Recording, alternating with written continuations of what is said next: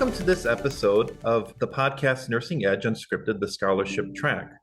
I'm your host, Dr. Stephen Palazzo, a member of the editorial board of Nursing Education Perspectives. Nursing EDge Unscripted and our track entitled Scholarship celebrates the published work of select nurse educators from the NLN's official journal, Nursing Education Perspectives, and the NLN Nursing EDge blog.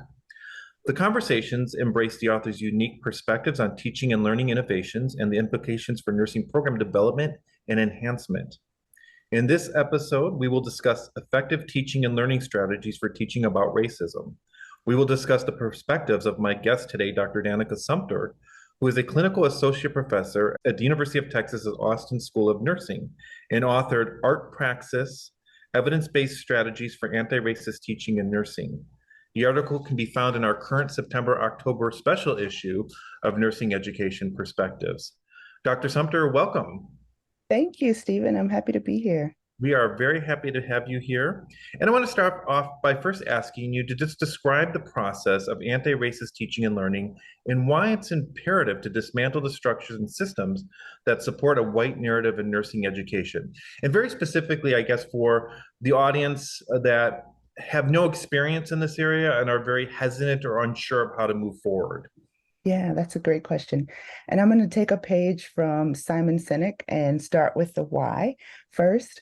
I think even within the question, this idea of the white narrative, or some authors have labeled it kind of the white racial frame, is so normative within society in general, but nursing as sort of this microcosm of society. And it is so normative that it's invisible. And so unless we are very intentional about making the invisible visible, the status quo is never going to change because we can't change what we can't see. And so this idea of white dominance or the centrality or the supremacy of whiteness within nursing, that's what keeps us from being able to diversify the workforce, which we know is required to be able to eliminate health inequities. And so when whiteness is the standard for everything that's considered good and right and beautiful and you name it, why would it be surprising if those of us who are racialized as Black would feel like we don't belong, would feel like our experiences or our ways of knowing, our ways of being within the world don't count as real knowledge, that don't count as real experiences. And so to experience this constant state of feeling like you don't belong and you don't matter, that takes a lot of emotional energy, a lot of intellectual energy. That's energy that our white counterparts don't have to expend, and that they can apply, towards the rigors of nursing school if you're, a nursing student, or within the promotion and tenure if you're a faculty, and even within the staff realm. And so for us to be able to acknowledge and to see that, that's got to be kind of our starting or the why. And then I'll kind of transition to the first part of the question, the how we do that. And I borrow a metaphor from Emily Stile with the Seed Project. She uses it, the window and the mirror. She uses it to refer to curriculum, but I like to just use it as I think about this work. And so she talks about the need for us to look in the mirror first, so this introspection. And I heard a great quote that revolution begins with the self, in the self. And so this idea of examining ourselves, reflecting on these everyday moments when thoughts, words, actions manifest that are reflective of these narratives about dominant culture, the way that I've been socialized to believe, when those things pop up, like I've got to become more aware of them in my everyday life. And so anti-racism is not this checklist, but it's this transformation process. It's about my becoming. And so with me, like it's a daily battle to resist anti-Blackness within myself. And so I give myself grace, but meanwhile, I also continue to do the hard, uncomfortable introspection that's necessary when I see it pop up within myself. So when I can begin to see it within myself more readily, then I can see it outside. So I've looked in that mirror, I've gained some insight, and that has improved my quote unquote eyesight, if you will, so that I can see it outside of me more readily. And so I can then be more open and solicit feedback from others during those times when maybe I don't see it. And so that's kind of the why and a little bit about the how. Wow, that's great. And there's a lot there to analyze, right? Or to think about from a perspective of an educator in nursing. I think all of us, depending on our frame of reference, our upbringing, our where we're at in our process of education, whether we're a novice or experienced, all fall along this continuum of, self-reflection, self-analysis, understanding, you know, your place in the world and how it came to be and how your experience is different, so different than many other people's experiences, but we tend to view it through a certain lens, like you mentioned, right? This kind of normalized lens of white culture and how that affects everything we do in the classroom, and subconsciously for many Right. people, right? Unless you learn how to recognize it. Which kind of brings me to the next question. And how does a nurse educator, and I've had experiences in the past as a novice educator where I did it very poorly, and an experienced educator where I did it better. Of course, not, in a perfect way, but I've done it better. But how does a nurse educator start this process of examining their own, let's say you have a course that you've taken on or you've been teaching for a while, opportunities to implement and strategies of encountering, reflecting, discussing, and taking action, which was the framework you used in your article when discussing anti-racist teaching in the context of their course. Yeah. I think so. It sort of dovetails into the first question. So when I start that process of introspecting and reflecting, I'm going to see my world differently. So my frame starts to shift and change. Right. And so I start to view my curricula, I start to view my teaching strategies, I start to even view my interactions within the classroom differently. I would also say that students are a great repository of ideas. I think they are so ready for this and are waiting on us as faculty to hop on board. So soliciting and talking with them, how can you, even like relinquishing some of that power is an anti-racist strategy, dismantling that hierarchy within the Mm-hmm. classroom space that I talk about. We talk about in the article. So co-creating some assignments, like they are often aware and they're doing community work, community activism. What are they aware of? What are those local issues that maybe they're aware of that you're not? Who can we partner with within the community? What are the needs that are there that the students can galvanize around to take action? I mean, there's so like that is the role of the university, right? To improve the health, the wellness, the well-being of the communities within which we Right. find ourselves. It's not just about knowledge generation for the sake of, but in the service of. And so how do we truly partner with? But there are some taken for granted assumptions that have to be addressed when we're working with community members. So how do we help our students privilege the knowledge and the experience that the community members are bringing to the table? Right. Um, it's not just me. I've read all this stuff in an article or in a book, and so I know what's best. But understanding from the get-go that communities typically already know what they need, and so they don't need us to swoop in and tell them. It's Right. a matter of, access to power and resources. That's the issue, not access to knowledge and experience. And so how do we, again, come alongside communities as co-learners and co-laborers? So we're role modeling that for our students within the classroom space and then taking them out into the community. And then often in nursing, we're good about teaching the what, kind of the statistics, the stats, but we neglect the how and the why. So how did this certain inequity come to be? Like, Right. what's the historic policy or law that might have been the initial historical insult that led us here? In one of the classes, I taught a graduate elective. It was called Race, Power, Privilege, and Health. And we had an assignment. It was called Throughline. And I got it from the NPR podcast Throughline, where they take a contemporary issue and sort of trace it back through time. Like, how did we get here? And so thinking about that, like, how did we come to these disproportionate rates of asthma within the Black Oh, I love that idea. area of town, within the city where you are? Well, let's trace it back. So, in 1928, 1929, Austin had a city plan, and they intentionally placed, all of the Black and brown folks on a certain part of the city. So Yeah. how do we trace that? Thinking about the why this happened and the how it continues. And so that kind of it gives some more context to it. And then also thinking about the biases, the assumptions, the stereotypes about this population. Where did those come from? why do I have them? Why do they persist? And what are the consequences of that? You mentioned we go into healthcare because we want to care and we have this caring ethos and this identity. And so realizing that we can care and we can also perpetuate harm, like those two things can coexist. So helping our learners kind of become okay with the complexity of that. We've got to incorporate more personal introspection and reflection. And I think the shift to CBE, there is a huge emphasis on self-reflection and the metacognition piece. And so I think that will help facilitate this as well. I talk with my colleagues in social work, and they are big about sort of situating the practitioner as a part of the therapeutic equation. And I think oftentimes in nursing, we sort of pretend that we're just a part of the wall. We're just kind of part of the backdrop, and we're not really impacting the encounter in substantial ways, but like we're bringing our own stuff, our own baggage, of course, right. assumptions into this. Own So biases, our own perspectives. yes, exactly.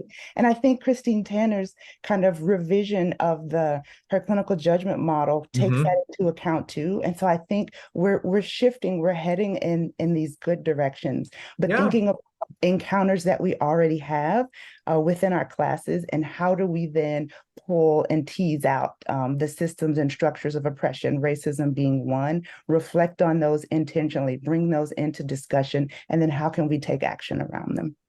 That's great. I've been using the framework of Raymond Wadowski and Ruth Ginsburg for probably 15 to 20 years now, which is about really about adult motivation through cultural responsiveness. And they always start with, you have to create this safe and inclusive environment before any learning can take place. And I've used that as part of my strategies always going forward. So thinking about that, how do we create this kind of space for students and faculty to feel, you can't make everybody feel safe and not vulnerable, right? But you can create an atmosphere where safety and vulnerability are recognized in a way that can make people feel more comfortable coming forward and having these type of discussions. Yeah, I'll have to look into that framework. That sounds It's I would recommend it. It's really great. They do great work. I think when we think about safe space, so it depends largely on how we define and consider safety, like safe for whom. So often when conversations about classroom safety, especially as it relates to conversations about race, oftentimes the safety of the white students is what's centered. And so we have to be mindful and intentional about centering the margins. So sometimes safety and comfort are conflated. And learning new things is inherently uncomfortable. So it upsets something that we held to be true, and sometimes it refutes or negates things that we thought to be so and turns them on their head. And so I think about this book that I bought for my son, Lies Your Teacher Told You. Kind of, it just is unsettling. And so I have to think about that. The things that maybe I think I should have known, especially as a Black person, like when I learned things about racism, it's like, why didn't I know that? And so that can be unsettling and uncomfortable.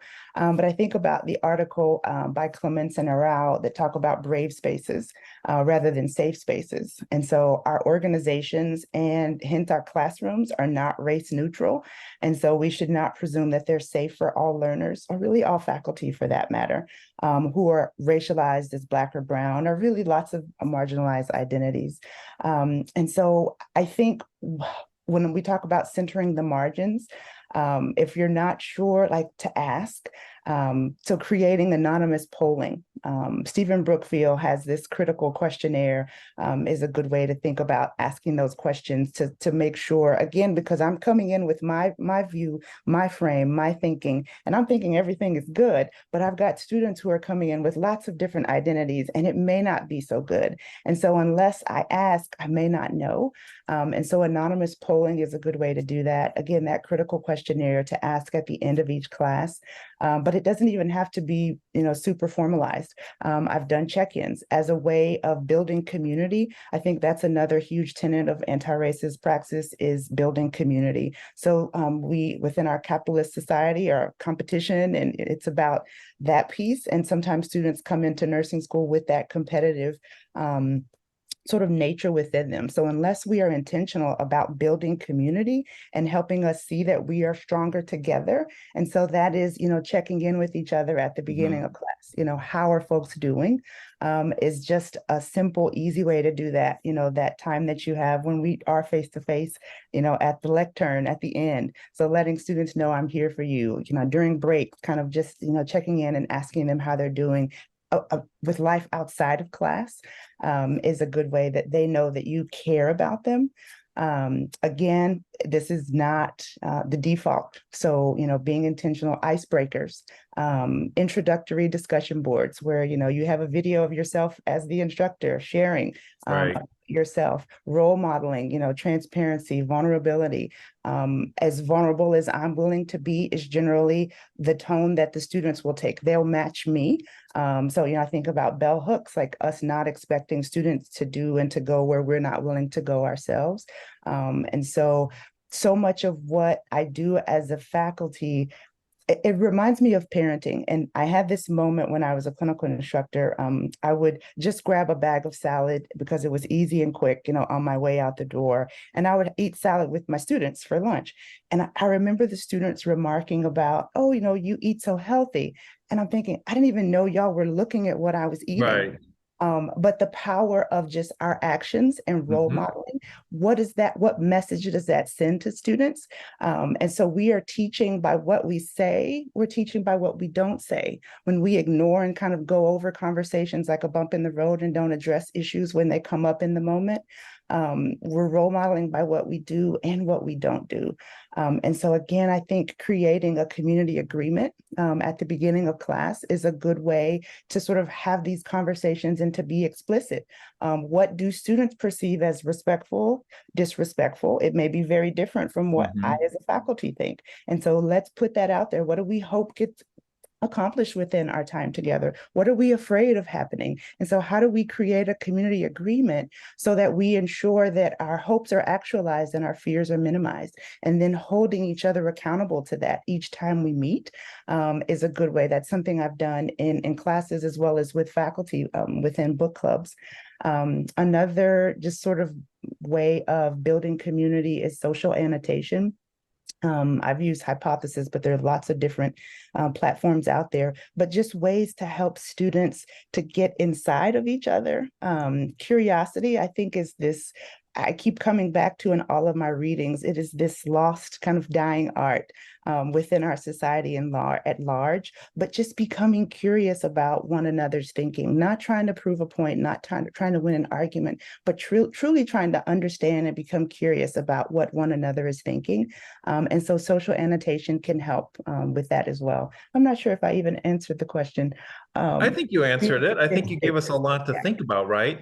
And here is probably, we do a lot of thinking or talk about doing a lot of thinking, but we really need to start moving to action. These discussions have been around a long time, and are we moving the needle forward? It seems we are, but I think the action piece is where people get stuck. The discussion piece is the easier part amongst each other, but then moving forward and what do you actually do is what becomes difficult for most educators. And I'll also add to that. So Glenn Singleton, in his creative conversations about race, he uses this compass to sort of locate yourself within conversations about race. And so it's divided into 4 quadrants. And on the left side, there is kind of the moral or the beliefs that you have. And on the left bottom, it is the affective or the feeling. And then on the right side, it's the thinking or the head quadrant. And then on the right at the bottom, it's the doing. And so I think within the academic space, we spend a lot of time thinking and then doing. Within conversations about racism, there is often a like, oh, this is a problem. This is really bad. Okay, what can I do? And there is a rush to action, which it needs to happen. However, I think we don't necessarily spend enough time on the left side of that quadrant, examining our feelings, the affect, the emotion, especially as these conversations can generate. And like emotion, like that's data. We have emotions for a reason. Oftentimes, I think they're seen as pejorative within the academic space, but like that is our compass. That is what kind of guides us in terms of ethics and what is right, what is wrong. So how do we teach students? How do we teach ourselves to be in tune? Like when my heartbeat starts to, elevate, why did that happen? Why did I flush? Why did my breathing just get shallow? What's happening here? Why am I experiencing this way right now? And then leaning into that. What does that tell me about my morals, about my beliefs about, a certain group of people, a certain population? Where did that come from? And so I think spending some time interrogating that intentionally, the pedagogy of just the affective is huge. And then helping sit with those uncomfortable emotions can inform our actions a little bit, so that we don't rush and then end up causing more harm than good, because I've seen that from well-intended people. Well, I want to thank you for joining us. This is a great, important conversation. I appreciate your time and the expertise you brought to the conversation and broadening our understanding of this work and how we can even just think about more intentionally introducing this into our specific classroom, our course. And at the very least, for those who may not have any experience, start getting them thinking about how we can do this in the classroom. So for that, we really appreciate it. To our listeners, if you have not had the opportunity to read about this work, you will find the manuscript published in Nursing Education Perspectives, and you'll find it in our current special issue, this September-October issue. And I want to thank you again for joining us. Absolutely. It was my pleasure.